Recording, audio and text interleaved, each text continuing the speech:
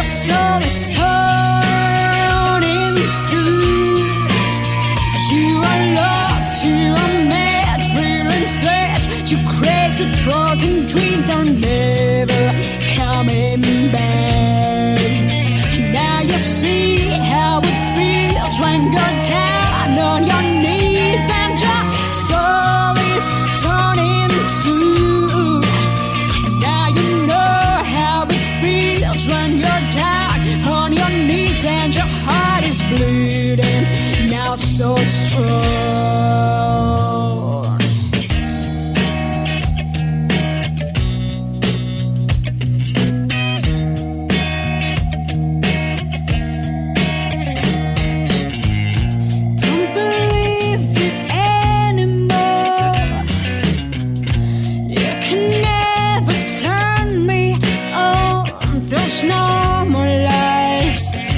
No more pain, no suffering like before.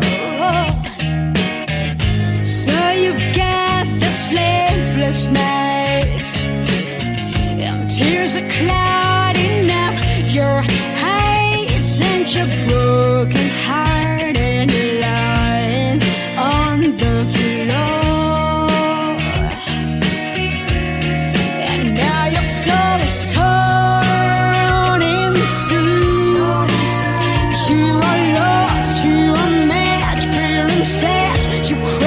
Broken dreams are never coming back. Now you see how it feels when you're down on your knees and your soul is turning two. Now you know how it feels when you're down on your knees and your heart is bleeding. Now so strong.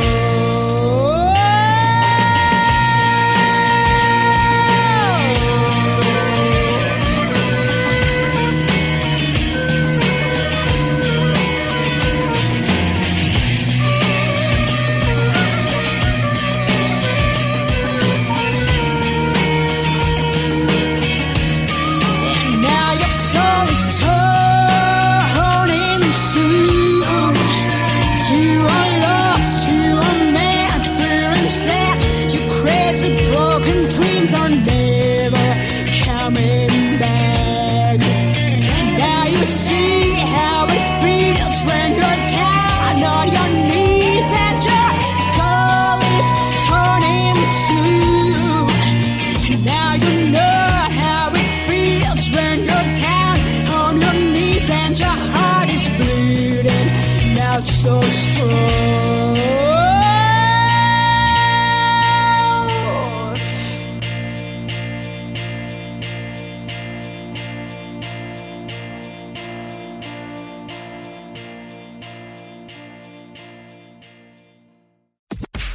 Who the hell can wait till morning? Talk now at latenightsportsradio.com.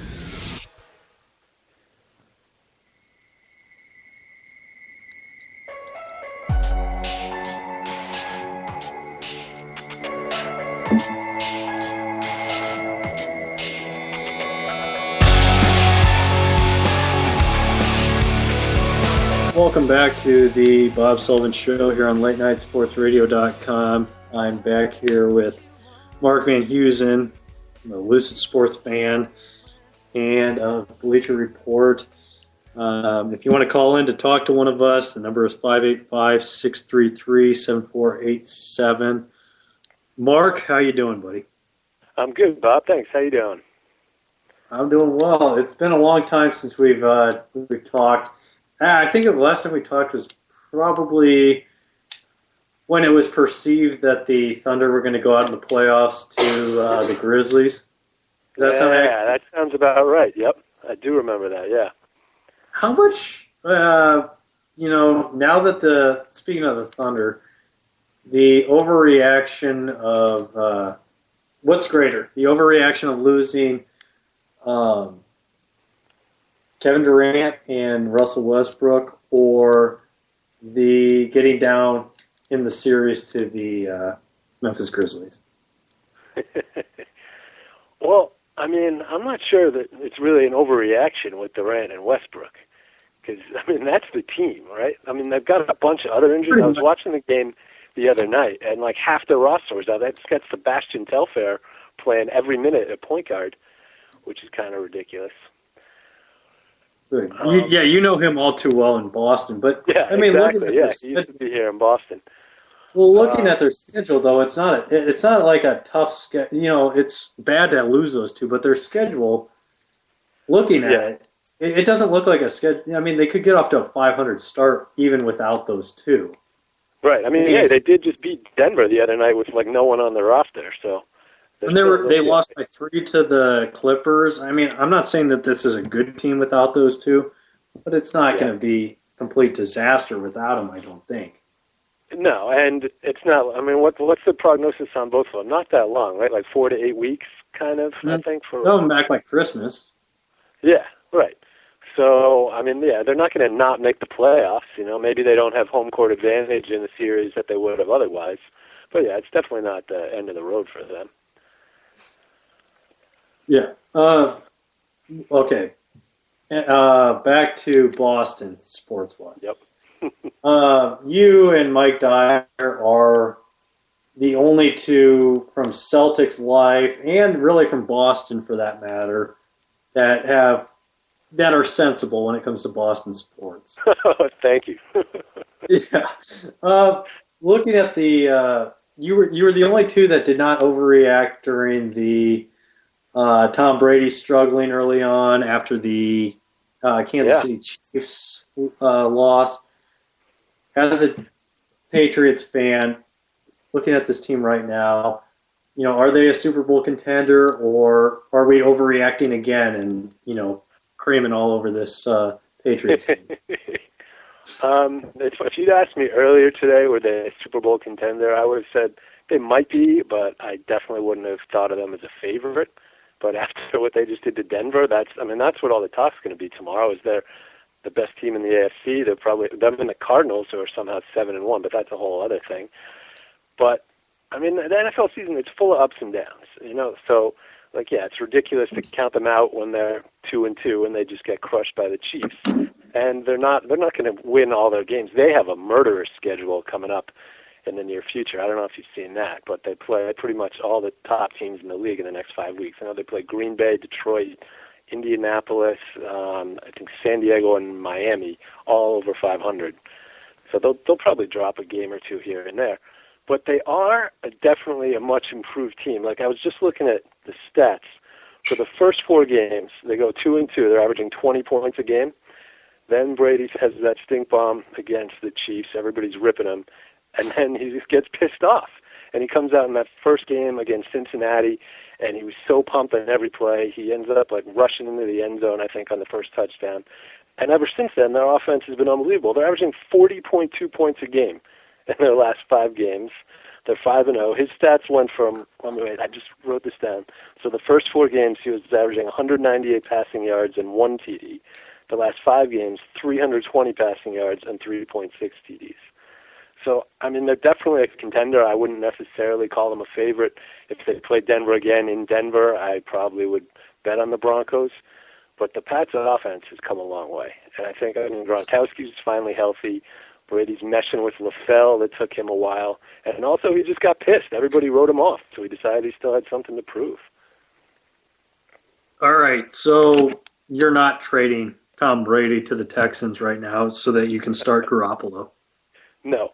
But also, to my credit, I definitely didn't ever think, I knew he was going to bounce back. I didn't think he was going to bounce back in this manner, but it was ridiculous how he was being written off after 4 games.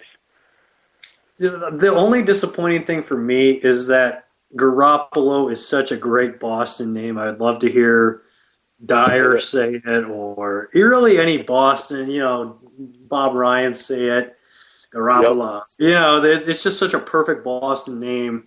Italian, and somebody's screwing it up with misplacing an R.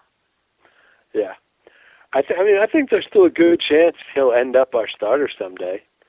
Yeah. He could ride the bench for 2 to 3 years and then take over. How pissed would you be if you were Ryan Mallett, you just get traded to the Texans, and now all of a sudden there's Brady to the Texans trade talk. It's like, whoa, what's going on here? That would be unbelievable. And how about, did you see when ESPN posted that story one day? The headline was Brady to the Texans.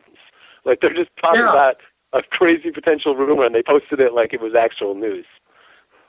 Yeah, it was it was the day that they had the crazy trades on at the trade deadline for the NFL, and it was like him, Sue, and like 2 other people getting traded. Right. Yeah. It was insane. Yeah, and then everybody posted it like it was actual news, not the fact that it was a fantasy trade. You know. Yeah, kind of ridiculous. Yeah. Back along the Patriots way, you know, looking at the Brady Manning rivalry, now 11-5 Brady.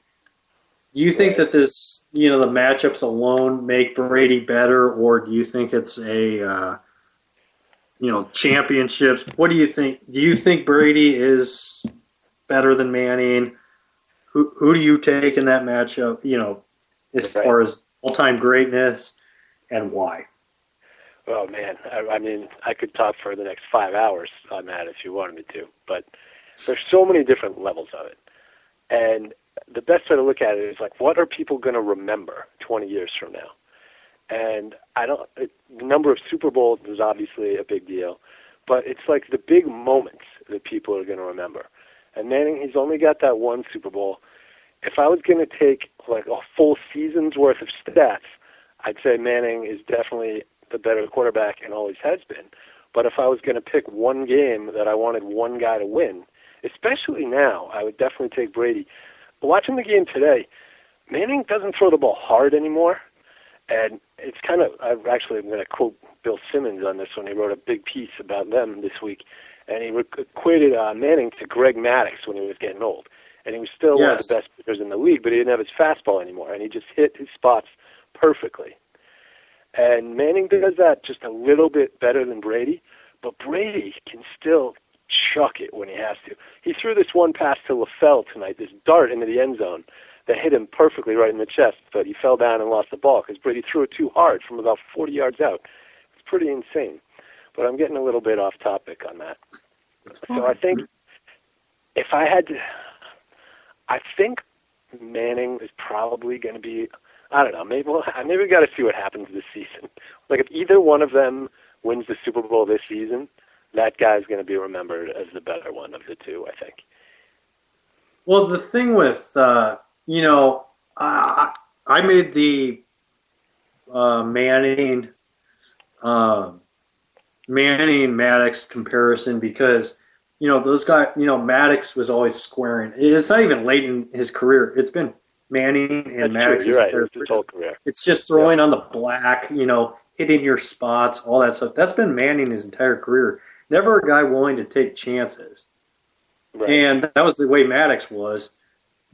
And sometimes you need your best pitcher, your best quarterback to your quarterback to have balls, to you know, take chances, whatnot. You know, Brady, even though they haven't won in the last couple of years against the Giants, you know, in big games, he's been willing to take those chances. Manning, late in his career and in his career overall, never really willing to take chances.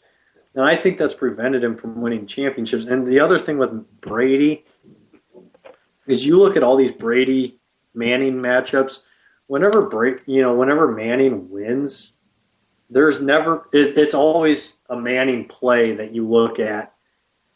Like there's a highlight of Manning. With Brady, it's somebody on the Patriots making a play, whether it's Brewski or McGinnis or somebody like that. Right. In those classic matchups. Because I think Brady's more of the team quarterback than the, all-star quarterback. I absolutely agree.